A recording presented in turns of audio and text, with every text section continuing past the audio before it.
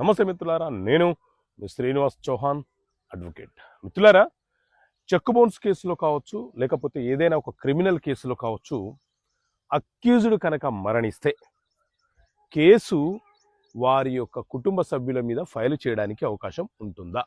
So మిత్రులారా, check bounce case అనేది negotiable instrument act ఎన్ఏ act ప్రకారంగా, అలాగే బిఎన్ఎస్ఎస్ చట్టం ప్రకారంగా మనము న్యాయస్థానంలో ఫైల్ చేసే ఒక ప్రైవేట్ కంప్లైంట్.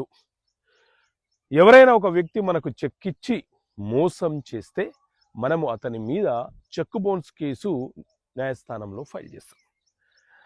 కేసు ఫైల్ చేసిన తర్వాత అక్యూజ్డ్, ఎవరైతే చెక్ ఇచ్చి మోసం చేశారో ఆ వ్యక్తిని మనం అక్యూజ్డ్ అని పిలుస్తాం. కాబట్టి అతనికి నోటీస్ పోయిన తర్వాత కోర్టు ప్రొసీడింగ్లో కేసు ఉన్నప్పుడు ఆ వ్యక్తి కనుక మరణిస్తే అక్కడితో ఆ కేసు కొట్టివేయబడుతుంది.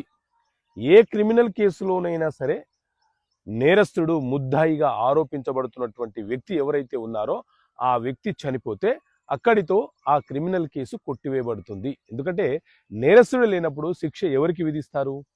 కాబట్టి అతని మీద ఉన్నటువంటి సెక్షన్లన్నీ కూడా కొట్టివేయబడతాయి. సో సింపుల్గా as per the BNSS, Bharatiya Nagarik సురక్ష సంహిత చట్టం ప్రకారంగా, when accused died proceeding against him or abetted అని ఉంటుంది చూడండి. అదే కేసు ఫైల్ చేసిన కంప్లైనెంట్ కనుక చెక్ బౌన్స్ కేసులో మరణిస్తే అతని తరపున లీగల్ ఎయిడ్స్ ఎవరైతే ఉంటారో ఆ లీగల్ ఎయిడ్స్ ఆ కేసులో ఇంప్లీడ్ అయి యాడ్ అయి కేసును ముందుకు కొనసాగించి తనకు రావాల్సినటువంటి సొమ్మును వసూలు చేసుకునే వెసులుబాటు మాత్రం ఉంటుంది. ఓకే మిత్రులారా, థ్యాంక్ యూ.